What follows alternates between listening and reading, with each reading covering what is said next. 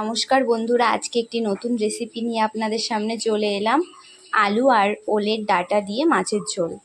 চলুন বন্ধুরা, দেখে নেওয়া যাক রেসিপিটার জন্য কি কি উপকরণ লাগবে। দেখুন বন্ধুরা, আমি এখানে আলু আর ওলের ডাঁটা কেটে নিয়েছি ছোট ছোট করে। এখানে মাছ নিয়েছি ফোড়নে দেওয়ার জন্য 2 চামচ, গোটা জিরে নিয়েছি ছোট চামচের, আর এখানে লবণ, হলুদ গুঁড়ো, ধনের গুঁড়ো আর জিরের গুঁড়ো নিয়েছি। আর এখানে আদা, কাঁচা লঙ্কা আর জিরে নিয়েছি, এটা বেটে নেব। চলুন বন্ধুরা, তাহলে রান্নাটি করে নিই, দেখতে থাকুন। দেখুন বন্ধুরা, আমি মাছটা আগেই হলুদ আর লবণ দিয়ে মেখে রেখেছিলাম, এবার ভেজে নেব। বন্ধুরা, আমি কড়াইটি গরম করে 1/2 কাপ মতো তেল দিয়ে দিয়েছি। এবার মাছগুলো দিয়ে দেব। দেখুন, আমি মাছগুলো সব দিয়ে দিয়েছি, এবার ভালো করে ভেজে নেব। দেখুন বন্ধুরা, আমি মাছগুলো সব ভেজে নিয়েছি। এই মাছ ভাজার তেলে আমি জিরে ফোড়ন দিয়ে দেব।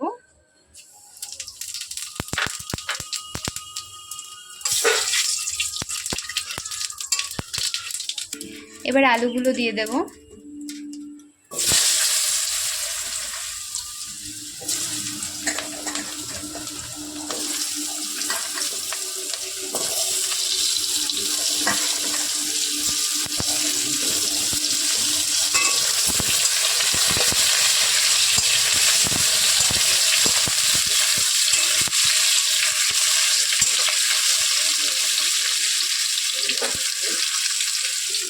পরিমাণ মতো হলুদ,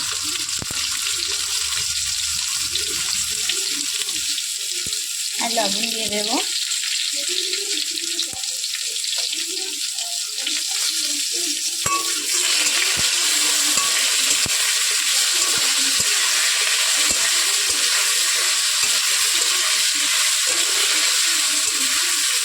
আলুটাকে ভালো করে ভেজে নেব।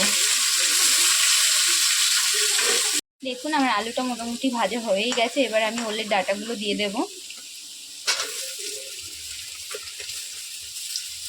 এভাবে আপনারা একবার বাড়িতে বানিয়ে খেয়ে দেখবেন, খুব ভালো লাগবে খেতে।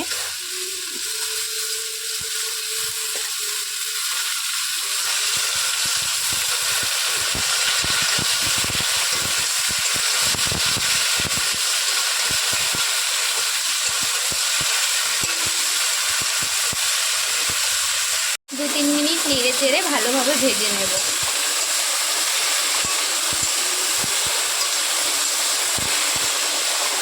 দেখুন, আমি 2 মিনিট ভেজে নিয়েছি। এবার লবণ, হলুদ, জিরে, ধনের গুঁড়ি দিয়ে দেব।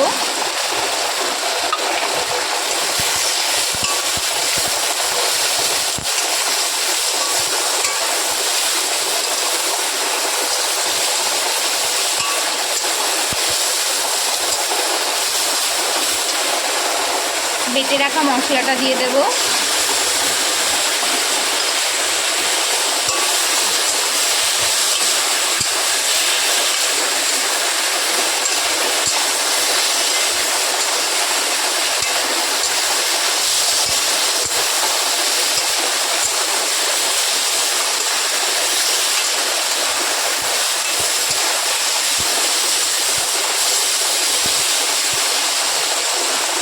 ভালোভাবে মশলাটা কষিয়ে নেব। এবার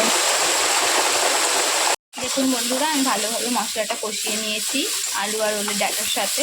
এবার পরিমাণ মতো জল দিয়ে দেব।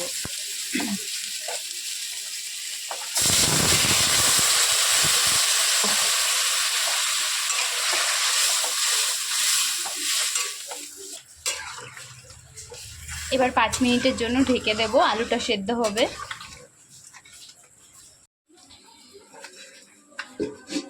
ঢেকে দিলাম আমি। 5 মিনিট পরে ফিরে আসছি। দেখুন বন্ধুরা, 5 মিনিট পর ফিরে এলাম। আলুগুলো সেদ্ধ হয়েই গেছে। এবার মাছগুলো দিয়ে দেব।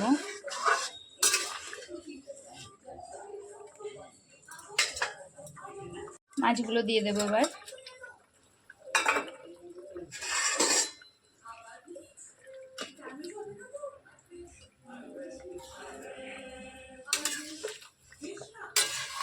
মাছগুলো দিয়ে 2-3 মিনিট আবার একটু ফুটিয়ে নেব। ঝোলটাকে। দেখুন বন্ধুরা, আমি 2 মিনিট ফুটিয়ে নিয়েছি। একদম রেডি মাছের ঝোল। এবার নামিয়ে নেব। দেখুন বন্ধুরা, আমার মাছের ঝোল একদম রেডি। এভাবে আপনারা বাড়িতে বানিয়ে খেয়ে দেখবেন। খুব অল্প মশলায় রান্নাটি ভালো লাগলে অবশ্যই লাইক, কমেন্ট, শেয়ার করবেন এবং সাবস্ক্রাইব করে পাশে থাকবেন।